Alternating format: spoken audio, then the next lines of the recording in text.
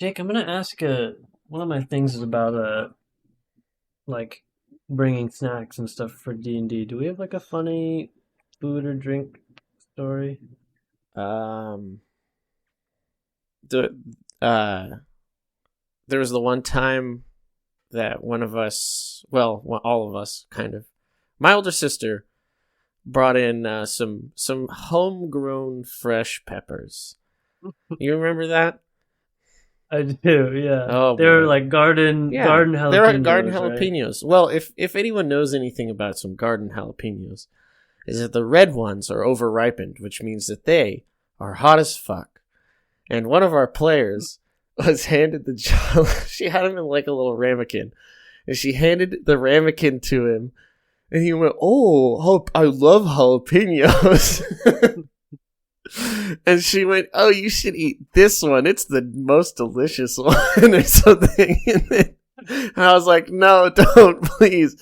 And he ate it, and I have never seen someone crumple so fast. He was sweating and coughing, and he's driving. Dude, he turned red so fast and just became just a blubbering mess He was so nothing. fast. He still refers to my older sister as Pepper Witch sometimes, and Oh, that's awesome. I guess we do. I guess we do have kind of a funny food thing. All right, here's my question. In the same onus. Uh, in the same onus? What is that? That's not even a word. I don't know what Onus the is like fuck you're talking about. responsibility. I think I read that off the story I have to earlier. Google this. Uh, Onus? How it, did you? yeah, onus means like responsibility. Like if it's your onus, it's in the story. Is why I'm gonna read it. That's why it was in my brain. Is it spelled I meant like ONIS? ONUS. I meant ONIS. like it's in the in the same realm or vein. But my brain was What like, the yeah, just use that fuck? word that's on your screen. You were so off. What does onus mean? You used to refer to something that is one's duty or responsibility. That's what I just said. That's what I just said. No, I meant said like it when means when you said it, like the context you said it in, not like. Oh yeah, no, my brain just took a word that was near my eyes and just said we'll use this. That's why I corrected myself. We'll use this, instantly. and I'll sound really smart. Dude, or not. In the same vein or in the same realm is what I was trying to say. Was this story from I Am Lixie? I am. How Lexi, do thank you. hosts? I am Lixie, thank you. How do hosts, DMs in parentheses, handle food and drink at your place? Just curious what you do for food and drink at your place when DMing. The short of it is, I have 5 adult players, 3 sessions in, and my bill for providing food and drink is close to over $250. We're all Oh. professionals, making a solid amount of money a year, so it's not like we're young teenagers or students who aren't able to work. Is it appropriate to get a beer and pizza fund together or something of the sort? How do you broach that subject? Or is the onus on the host to provide for everyone? That is how you use that word. Yes. Playing D&D for 20 years, and I always either brought my own food or drink, or the DM provided coffee, and we eventually started to starve, so we ordered pizza. Any thoughts on addressing this, or am I just being a cheapskate? I think that's very valid. It's kind of a funny question, but honestly, like super relevant for anybody that plays. Like, Yeah, I mean, everyone feels the financial struggle. We're not all away from that. right? Excuse me, I'm drinking root beer. I've got some burps You're going on. always you did that last episode. I thought about it the other day. I was like, I got to tell Jake not to drink root beer on this episode, so he's not burping the whole time. Listen, man. This shit's so yummy. And it's so delicious. I can't stop It's an myself. audio medium. Nobody You know what? wants to listen to you. Burp, I look man. away And from I look away from the mic. I just have to excuse myself afterwards. I drink. Please continue. I drink like 1 root beer a week. It just so happens to be when we record. This is the one? Yeah. You're like, the only time I'm going to drink the 1 root beer is when I'm about to record myself speak for an extended period of time. Listen, man, you got to enjoy yourself somehow. I guess so. Anyways, we all go through, financial struggles, or even if you're not going through financial struggles, like you're trying to save money for stuff, and I like right now, and I think for the foreseeable future, we will be playing any TTRPG at my house. And you have a good setup. the for only it. thing that I would say, like, that I'm providing for you guys is drinks. Like, I stock my little mini fridge down where we play with a bunch of drinks. Yeah. And if you guys want food, that's on your own damn selves. Yeah, we've never really had like a system for it, which I don't think is a bad idea, especially the less comfortable you are with your group. Mm-hmm. Because obviously, if you're like really close with some friends, like you guys can figure out It's how really you want easy to to be split like, hey, if you something, guys or- chip in $10, I can whip up some good food or something. Yeah, or order pizza, or like a lot of times for us, if someone else is getting food beforehand, like they're going through a fast food place, they'll be like, hey, send me your orders. I'm going through this place, and you can Venmo me or send me the money, whatever later. But I do think if you're that- less comfortable I think with this them, I is think it a- would make sense to have a system. I think this is a very generational issue, though. Like How do you mean? my parents' generation, let's say, if my mom and dad were to be hosting D&D, which they would never, but either way, if they would feed their guests. That's how their generation kind of grew up. Is you're in my house, so I will feed you. But That's our true. generation is not really hardwired like that. Because Yeah. we're kind of more laid back, and a lot of Gen Z doesn't cook. I'm not one of those. I love cooking, Yeah, and I have cooked a number of times for our sessions. true. But like, you don't need to make something extravagant. I made a pot of chili and bought hot dogs, and we had chili dogs one time. Like, And they were delicious. yeah, that's like all you I need have to a do. very kind of opposite feeling about this, actually. I think that this goes two ways for me. Mhm. The DM should not provide food, period. Okay. I think the DM has enough on their plate. No pun intended. They have to prep the game. They have to, potentially build the world, or at least prep Mhm. for their adventure. Learn the entire system, and or kind of freshen themselves. Like I spend a lot of my week, prepping for the session coming up on Saturday. And some of it is like actually time at my computer writing and adding things, to my doc, and researching, items or monster stat blocks or Mhm. encounters, stuff like that.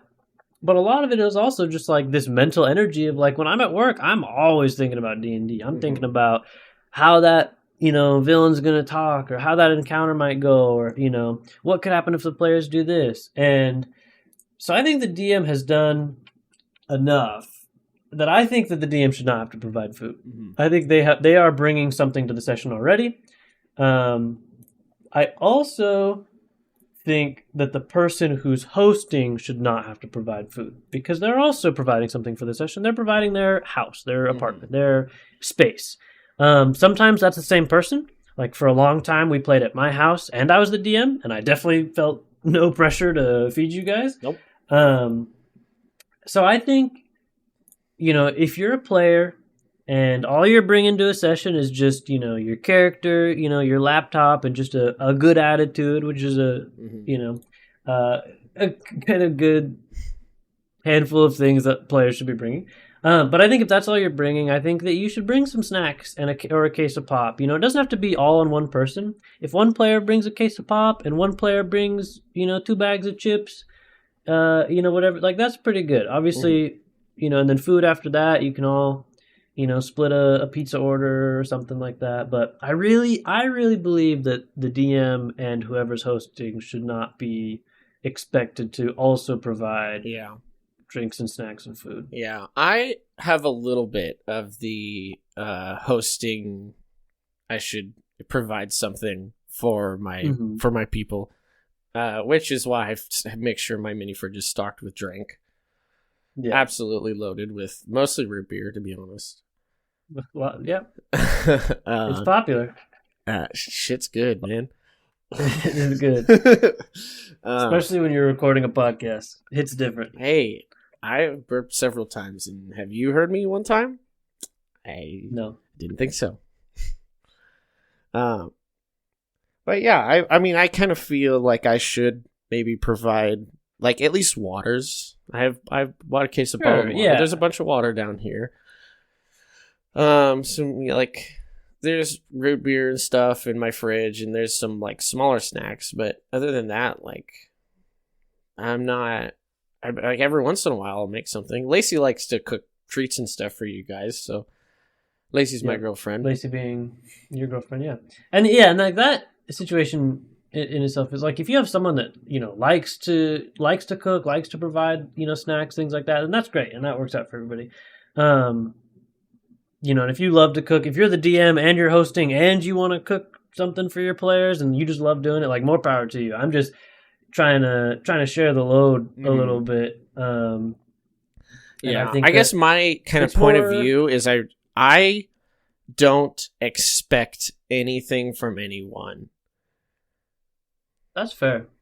Fair. I expect when you come to play D&D at my house, I expect you to be respectful and be in a somewhat decent mood. Yeah, come in with a good attitude for sure. We're here to have fun. Other than that, like, yeah, bring a smile on your face. And it definitely like depends on the week. Some weeks I roll up and I've got bags of chips for everybody. Mm-hmm. I got snacks. I got whatever. And other times I have a bag of fast food just for myself. Yep. And usually an Uncrustable stuffed in my backpack that I also eat. That's one of my biggest hacks for D&D snacks is I have Uncrustables in the freezer, and before I leave, I stuff one in my backpack, and then about halfway through the session, it's like thawed out and ready to go, and it's the boost I need to get to the rest of the session. But yeah, I think that is a good mindset. You shouldn't expect really anyone to provide food. As that is a responsibility of your group to figure out how you want to do that, but. I do think, your DM's doing a lot for you. The person providing their house is doing, or space is doing a lot for you. And so if you're not doing one of those things and you're just a player, you should. Yeah, exactly. Yeah, you should bring some snackies for people. Yeah. And I mean, I stick by what I said, that I think this is more of a generational thing. I think that the person that said this might be a millennial. Or they could be Gen X, I guess. Yeah. Like, well, mostly because they bring up like beer and pizza, and that is have you seen any of the statistics regarding alcohol in Gen Z? Drastically dropped between Gen Z and millennials. It's like down like 50% or something. So it's having beer in your fridge. Are we Gen Z? We are Gen Z. Yeah, we're Gen Z. I mean, I don't drink. Yeah, you don't I don't drink. So we're both Gen Z and we both don't drink. So honestly, that makes sense. We're proving the statistic. Yeah. Well, yeah, and alcohol's expensive. That's one reason. Yeah, that's true. Alcohol's super expensive, and most of it tastes yucky. So it tastes yucky. Anytime, and I'm not holier than thou. If you like to drink, get smashed, man. Mm-hmm. More power to you. Anytime I have an alcoholic beverage, kind of wish I had a root beer.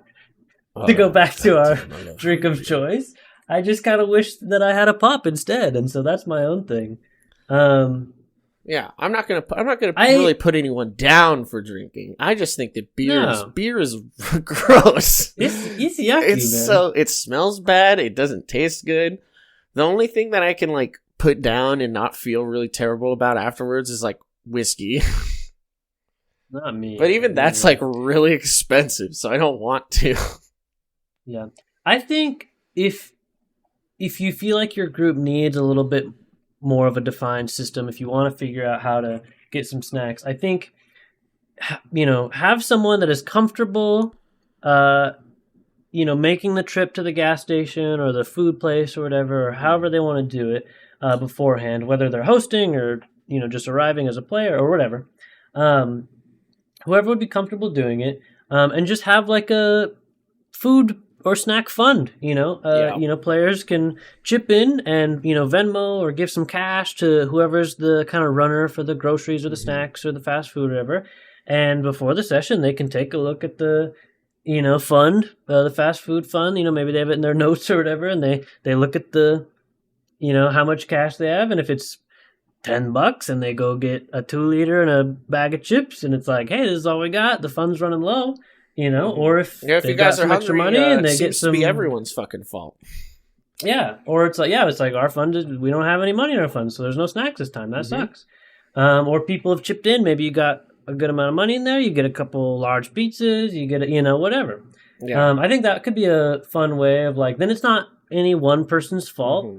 Obviously, things could arise with that of maybe other people are contributing more or someone isn't contributing at all, but they're reaping the rewards. But I mean, that's again, it's your group. You gotta be able to hash that out and have some conversations. And I just thought I'd throw an idea out there for something a little bit more rigid. Yeah. What was this person on Reddit? That was I am Lixies. I am Lixies. I'm talking directly to you. Your bill for the month was $200 and something. You should not feel bad asking them for a fucking 50 every once in a while, especially if you've been doing that for a long time. Don't feel bad. In context, you're spending 20. What would that be? Almost 20. 3 sessions. Or 3 sessions a month, or he just said over 3 sessions. I guess we can't tell. $80. Yeah, even if you only do $80, is that what you said? Yeah, he said $250 over 3 sessions. Oh, $250 over 3 sessions. Yeah, 83.33. But if you do 15 sessions a year, you're spending $1,200 on beer and pizza for your friends. They can throw a little bit your way. Yeah, no, you definitely shouldn't feel bad for asking, especially if you've provided like that. And that's a responsibility that you have as a group of people that get together. Anybody else hosting any other kind of function would have to do the same thing. They'd have to figure out how they're going to get food and how that's funded. So that's just part of the gig. And whatever is most comfortable and most fun for your group. Like I said, our group's pretty, fly by the seat of your pants. Sometimes we have hella snacks. Sometimes nothing. We don't got that many snacks. We got water. Sometimes it's I hope this single drop of water will be enough to fill your starving bellies. I hope we wrap up this encounter so I can go get Taco Bell. I'm starving. We've been playing for 4 hours. A crunch wrap supreme would fill my aching joints with the nutrition they need. It's like that sometimes. My eyeball. All right, what do you got? What's wrong with your eye? I just poked it with my glasses like an idiot. Don't do that, man. I'm sorry. Why am I apologizing? Go fuck yourself. Oh, sorry. Shouldn't have come at you like that. This one is interesting. I'm very curious to see what you think about this, especially because I think our group is very much on one side of this debate. Okay. This comes from Reddit user Companion Species. Love you, Companion Species. Companion Species. He says, or they say, I think a lot of DMs asking questions here, this is on the subreddit DM Academy, could stand to be reminded that players can't really trick them or cheese encounters if the DM just allows the rules as written. I came across a post and it felt like I believe in you. Sorry. I'm gonna start. Let me take it from the top. It's okay. I came across a post and it felt like felt like to me a lot. It's the problem. See, he wrote and it felt like me to a lot of scenarios. So see, I was trying to read it as written because I don't want to. Yeah. I don't want to flourish on people's posts. I don't want to. True. Take them to say something that they didn't say. So I was trying to read it as written, but that's just a grammatical error. So I'm not cutting any of this let me. That's fine. Let me do a little flourish here. Let me help him out. Okay, yeah, help him out. I came across a post, and it felt like to me, a lot of scenarios we read about here go like this. My player did X thing that trivialized an encounter or tricked me somehow. I let them do it because they said they could. They got excited about it and told me they were just going to start doing X thing every time we play and break the game. How do I prevent this? Note, I did not have them roll initiative. I didn't make NPCs roll to resist anything. You must follow the rule of cool. We didn't read the rules, and I let them make a vibes-based call on how the spell is used or how it works. They kind of shouted me down when they were being sore winners about it. So he's imitating someone on someone making a post like this. He says, while I understand occasionally bending the rules or fudging a die roll to let the party score a real photo finish hit on a big boss, these posts make me wonder what level of Calvin ball some people are playing with the rules in their games. Maybe I'm also lucky in who I've found to play this game with, that I really have no need or urge to entertain the need to cheese. I'm certainly not the first to say it, so maybe this is just venting. Almost all these kinds of problems would be solved by simply reading the rules. 5e isn't perfect, but the people who make it aren't stupid, and they wouldn't design a game where most of these kinds of game-breaking strategies are viable. Things like any combat should take place in initiative. NPCs get opportunities to act and react. Persuasion isn't mind control, or a spell's description says what it does are among the first things one should learn when DMing. Yep. I also wonder how much this phenomenon has to do with the rise of actual play shows where players at home want to fast forward to their big critical role or D20 moment without owning or reading a rulebook. That seems harsh. I know this game's genre is heroic fantasy more or less. Part of the draw is that PCs are almost always on the road to be the strongest beings in the world, but that doesn't mean the world just rolls over and dies the second the party says so. If I had a party that wanted that, I might just switch to something less crunchy, something that requires less preparation and math, something that lets my players narrate mowing down goblins and pulling drive-by shootings on the main boss of the entire campaign with almost no preparation from me. All right, this is a little... First of all, might I introduce you to the Powered by the Apocalypse system? You're so right. Those are narrative based. But I think within his parameters, this was a little dramatic, a little inflammatory, maybe. No, it's funny. But I do think he's correct in saying a lot of people say, my players trivialize this combat or boss or puzzle. You know, what do I do? And what if they do it every single time now? And that typically what has happened is the DM or the players misunderstood a spell or a rule or allowed something for the rule of cool, like you said. Empowered. And it breaks it, right? Yeah. That's a real scenario that definitely happens. Yes. And then if you do it differently later, they're going to be mad because you didn't do it differently the one time. Right, it's like, well, it worked this one time, it ruled it differently. And obviously our group, I would say we strive for rules as written, but they can be vague, they can be confusing. And sometimes someone's interpretation of a rule is different than somebody else's, and we allow a little bit of discussion back and forth on how we think something works, and the DM gets the final call and says, yeah, I think that works, or no, I don't think it works like that. But it is very challenging as a DM if you feel like they've discovered something broken. And this person, I don't usually read the comments, but I think this person summed it up so well. This is the top comment is from Jeffrey Peterson. Jeffrey Peterson says, it's also good to remember that this is a cooperative game and the goal is for everyone to have fun. If some aspect of the game, either a mistake by the DM or an exploit by the players, makes the game less fun, just step back for a minute and tell all the people at the table to work together to fix it. It's completely fine to say, hey everybody, I don't know if I made a mistake or you guys are all just really clever, but going forward we aren't going to use this particular move anymore because it's going to mess up all my encounters.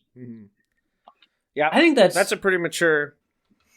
Yeah, I think that's super mature. And then that doesn't put the blame on anyone. It doesn't matter if the DM misunderstood something, if the players misunderstood something, or anything, or if it was a really clever thing that whatever.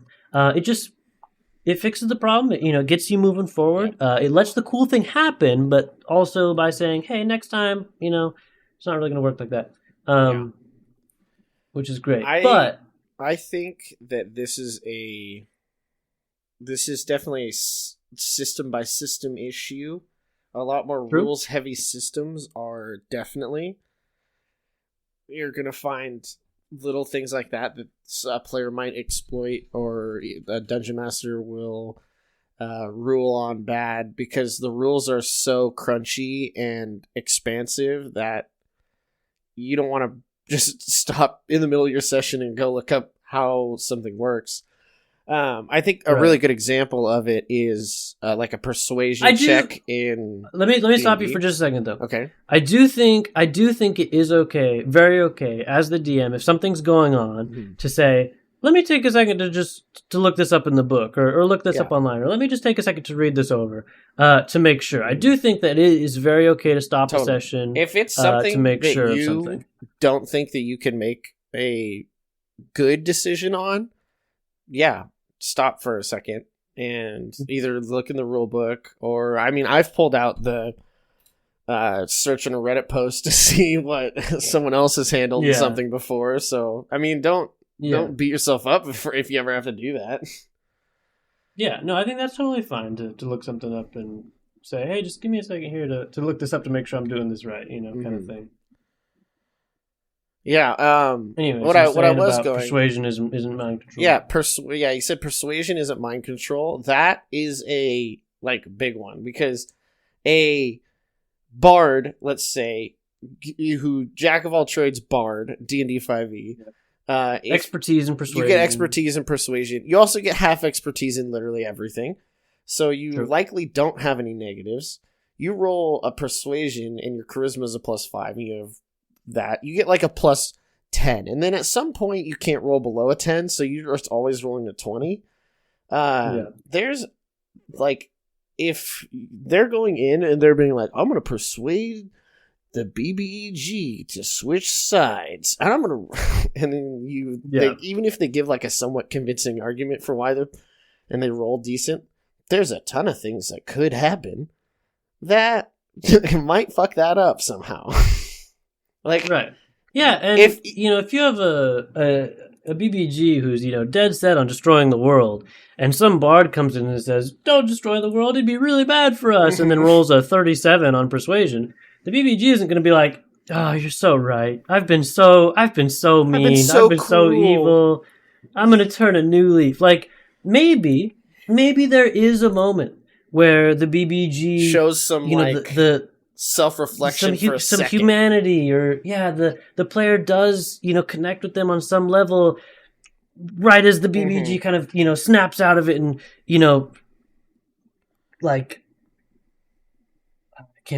I lost my train. I think okay, batten down on some idea and gets back to the fight. Maybe the players get a surprise round. I think maybe they get extra on a combat or something. A great example of the bad guy showing weakness is Thanos when he has to throw Gamora off of the thing. For a second, he gets told that he has to sacrifice, and you see the shot is long.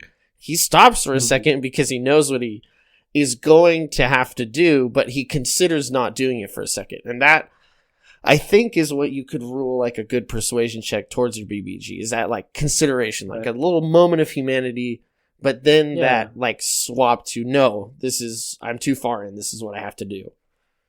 Right. Yeah, they don't have to just lay it all down over a high roll. And that goes for any kind of check, any kind of, high, really high roll, same thing with a stealth roll. A wizard that has a really high arcana check, or a rogue that has an incredibly high stealth roll. A really high stealth roll does not put them in the clear at all times. A really high stealth roll might make them overly confident, and then they don't check for traps. Right, yeah, there's a lot of other things other than they're not just invisible because they rolled a, close to 30 on a stealth. It's a great roll, don't get me wrong. But it doesn't, there are DCs that are 30, or higher. It's, sneaking around in an incredibly well lit room with security cameras and guards that are patrolling and, things like that. You add layers and, you can't, a stealth roll is not going to just fix all your problems. And you don't have to, fudge those high, DCs. You can just, explain to your players all the things that are kind of working against them in this moment, and why something would be so difficult. Even if they have those ridiculously high checks, there can be a lot of other complications, like you said. Yeah. And then they're talking about towards the beginning mentioned like, oh, they keep outsmarting me. There's 3, 4, 5 players. They are going to think of things that you didn't think of that are going to essentially like dismantle or break something that you have. But they're going to catch you by surprise. They're going to catch you by surprise quite frequently. Yeah. But as a DM, you rule on that, and there are definitely ways that they can catch you by surprise. And then what does the BBG do? Oh, you've caught the BBG. You've figured out what his master plan is. Oh, the fucking power word kill, baby. Like, what's the most evil thing they could do at that moment? Maybe their plan is falling apart at the seams. Maybe the players have been so clever and they have figured it all out, and they've the case is busted wide open, and maybe the BB just breaks. Maybe it's truly like a psychotic rage of like, you've ruined everything, you've ruined my plan, I'm going to kill you. Like, that could be a super interesting really cool BBG fight. That could be a really cool fight, because they're going to throw everything at you then. They've got nothing to lose now. Broken them. What is the quote? A man with nothing to lose is the most dangerous man, something like that. Yeah. That could be super interesting. And I think very much like this guy said,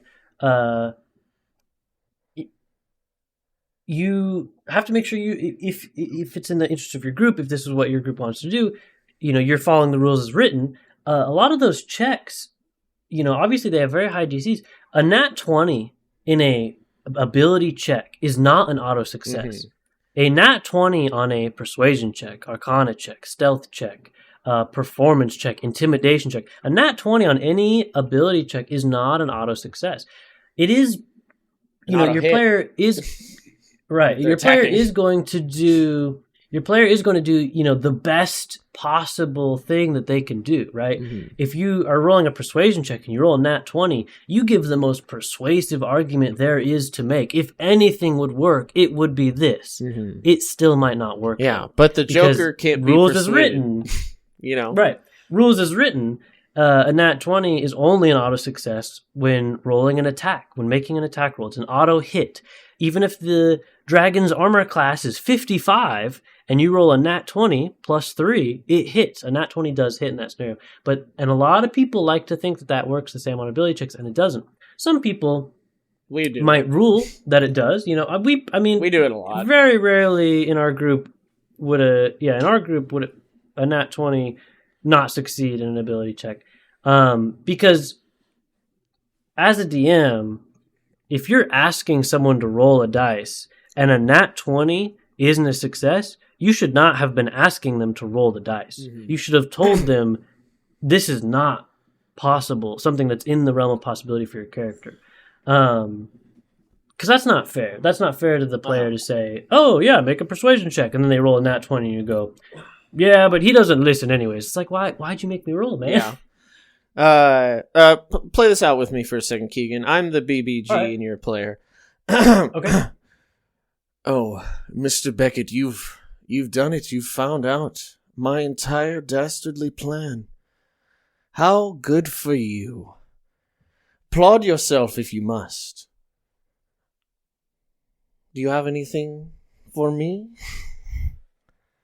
Because I shoot him. I cast Counterspell at 9th level. I use my reaction to Hellish Rebuke. Like, you can throw all that. That's always what it feels like when you're villain monologuing. We've had that. We had a campaign where I tried to do a villain monologue, and a player seconds into it was like, I shoot him with my crossbow, and then I dash, and then I was like, okay, man, damn, like, fuck me, I guess. Yeah. I like your train of thought though. So where were you going with this Uh, villain that's uh, been stopped at every corner? play it out with me. You're the bad Okay, guy. You're Mr. Beckett in this scenario. all right. I'm Mr. Beckett. I'm sorry, Mr. Beckett. You've discovered everything there is to discover. You're just one of the brightest and best detectives that have ever lived, I guess. And now I'm gonna stop you.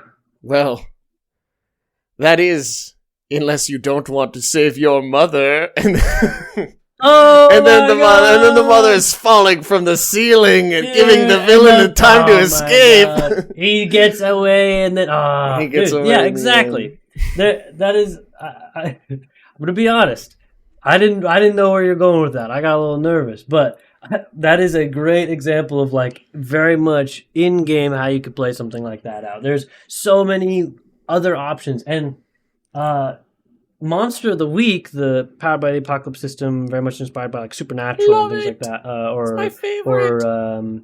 Please play what's that Monster damn of the Week. what's that Supernatural. damn Stranger Things. Supernatural. I said Supernatural.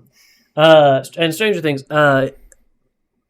It has a system of like soft moves and hard moves that the gamekeeper, the dungeon master, whatever it's called in that system, can enact on the players. And like one of the things, like a hard move that you can do on the players, something that's immediate danger to them is like kidnap a player, separate them from the rest of the party, right? Like it has these options for you to complicate encounters and different things. And you absolutely can take a note from that for 5th edition things. There's always so many routes you could take, plot twists, things you could do to make an encounter so much more complicated when the players feel like they have everything figured out. Yeah. I Monster of the Week, I think especially is very good at giving, like, it has a list of things that the DM can use as soft or hard moves. It's very giving in that way of like giving you a spark of an idea of something that could be good. I remember when I was DMing it for you guys, the last monster I gave you was kind of basic. You guys like fucked it up real bad. You figured out what its weakness was, whatever, you researched it good. You're smart about it. And then the next one that I threw at you is, I think, still probably one of my favorite things that I've done as a DM. If you remember correctly, it was the one guy that was sitting in his house and turned into an owl monster. The one of you had like a vision of this guy that would like this guy and like the vision flashed for a second, and then there's an owl monster in his house. You guys didn't know what was happening, and then when you got there, he's just sitting there watching Jeopardy on his TV or some shit, talking about how much he loved that goddamn stuff. And then like everyone was really confused, and then I was like, oh, the moon peers out, and he starts convulsing and growing feathers and growing a beak, and that was when he morphed into the monster. Transformed, yeah. Sure, yeah. And I remember you guys being like, can we kill it? Like, it's this guy that we know. What the fuck? Yeah. Yeah, I love like a good twist like that. And I love the soft and hard moves of Monster of the Week, but Monster of the Week is a much more narrative system. It's about telling a story. The rules are simpler and looser and much less abundant than like 5th edition. But you are the dungeon master. And this is a collaborative game where the goal is to have fun and tell a cool story. And you absolutely have the power to pull the same kind of shenanigans that your players are trying to pull on you all the time. You got a dome up there. You got a dome up there. If they have something clever, you hit them right back. Bring in their player backstories. Bring in that NPC that they're very fond of. Have a second army that was positioned outside of their hometown that the BBG reveals is now marching on their town as this fight is going on. And they know that they have to get back to their town to save it as well. You have so many resources at your disposal to complicate their plans, just like they've been complicating your plans the whole time. And it's way, way cooler as a player if your your plan to complicate the bad guy's plan does succeed, but something bad comes from that happening. There's I hate to keep bringing up Powered by the Apocalypse, but it's so good. It's so good. Everyone should play it at some point. That's my opinion. I'm sure we'll talk about it more eventually. But even if you succeed, or if you get like a mixed success on something, because there's not just fail, succeed, it's complication, mixed success. But in every single one of those, a worse choice, a bad outcome, or a price to pay can be enacted by the dungeon master, which makes it so much more interesting. Right. So that player can still succeed, but something bad happens because they succeed. Right. They might say, oh, I want to do this thing, and maybe it's really creative, and maybe it really could put a stop to this villain or something. And the DM says, you can do that, but you're going to have to leave your friend behind, in this dangerous trap. Something like that. You can give them this very difficult choice where they have to say, oh, I'm going to try to do it anyways. We have to. It feels like the only option, that kind of thing. And or they can back out and be like, I can't do it because I can't do it. I have to save my friend. It's so cinematic. It's the stakes are so high. It's so anxiety inducing in the best way. Yeah. I love Powered by the Apocalypse systems. We have found that we love narrative rules light systems because we're storytellers at heart. We love a good story, and Dungeons & Dragons 5th edition, or Dungeons & Dragons 1, whatever we're playing now. Wow. We've just found it can be really constrictive. There are so many rules, and it just interrupts the flow so often for us. If you love D&D, if your group is we played exclusively 5th edition for almost 10 years. So it's not like we're not aware of how it goes. It wasn't until the last couple of years until we branched out. D&D was my first TTRPG love, and it will always have a good place in me hearts. Definitely. I don't know how much I want to play right now. Not right now. Right now, we're really enjoying some rules light, narrative focused games. And they give you a lot of freedom to do some really cool stuff like that. Some things that the more crunchy systems you just can't do. Like this guy said, we are the people playing Calvin Ball with rules of Dungeons and Dragons. It's more fun, man. It's more fun. Yeah. But it does require definitely a level of trust in your DM, a level of trust in the players, that you're not trying to beat each other or win or ruin anybody's fun. You all are working together. I think that's the hardest thing about D&D is that at some point it always ends up feeling like player versus DM.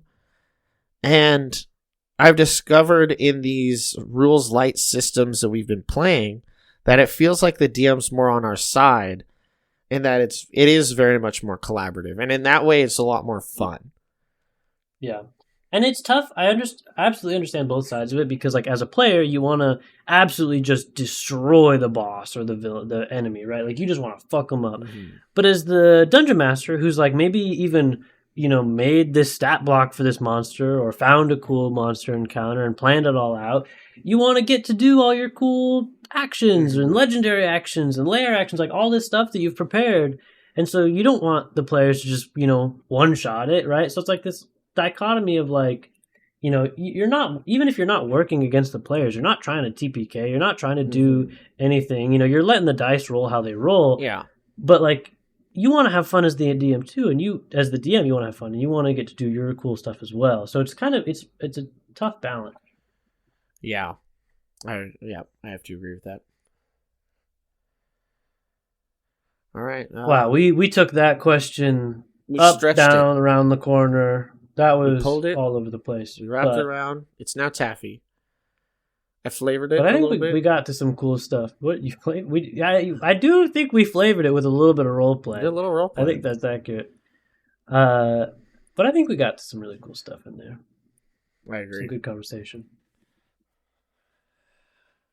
All right, Jake, lead us out. What do you got? I got to plug. Show us I the got way. plug Northwood Project. It's our other podcast. It is a horror anthology. Northwood Project, very good. Much higher production value. This we're just kind of we're a couple of friends shooting the shit about tabletop RPGs. That it's fully scripted, audio edited, background music, sound effects. It's the whole bit, man. Yeah, it takes a long time to make, but it is super, super cool. If you guys, if anyone has any questions that they would like to ask us directly, email is in the description. Or if you just have a funny tabletop RPG story, good anything story. you want to share. Maybe a counter argument. Maybe we said something and you're like, you guys are wrong. You're idiots. And this is how it should go. Send us that too. I'd love to hear about fucking dare you to do that. I fucking dare you. Challenge me on my own goddamn podcast. I love it. I love it. But yeah, send us an email if you have anything. Shoot us a like, rate us 5 stars, do all that good stuff. Spread the word. Tell your significant others. I don't know. Your dog. Everybody, man. Tell your grandma. Maybe your grandma wants to hear some tabletop RPG hot takes. I'm sorry, Keegan. No one's grandma wants to listen to me yell at you. You don't know that. I curse at you. They're gonna be like, "Oh no, he's saying there's unholy words." No, there's some cool grandmas out there that are cursing like sailors and playing That's D&D, true. And they need this podcast, Jake. They need My grandma doesn't curse like a sailor. Mine doesn't either, but no, mine does. Actually, that's not true. I have heard my podcast. I have both sides. One of my grandmas will curse like a sailor. The other one of my grandmas, I've never heard her curse. I've never cursed in front of my grandma. She'd be very upset with me. I cursed in front of the one grandma that doesn't curse before. Apparently, after she went home, she called my mom. Oh my gosh. All right, we've been the Gelatinous Dudes. I'm Keegan. This is my buddy Jake. We did not even say our names at the beginning. Who cares? But now you know. It's at the end. This has been a lot of fun. Can't wait to come back next week and talk about some hot off the press tabletop RPG stuff. Thanks for listening. We really appreciate it. We're doing this for you. We're really doing it for us. We have so much fun. But I know. We're also making it for you two out there that are listening. The greatest thing Send is us an email. If we weren't recording this, we would still be talking about this. It's true. We kind of did this. That's why we did this. Is we did this already before. We were sitting in here, shooting the shit, talking about tabletop RPGs, and we had some good takes. And we're like, we need to put this out there, man. This is good stuff. I don't know how good our takes are. Yeah, that's not true. We got some fucking fantastic takes. Hey, we play D&D every week. We have a lot of fun. Our games are consistent. We've played for years. Clearly, we're doing something right, man. We gotta be, I think. All right. We've been the Gelatinous Dudes. We'll see you next week. Bye. Bye.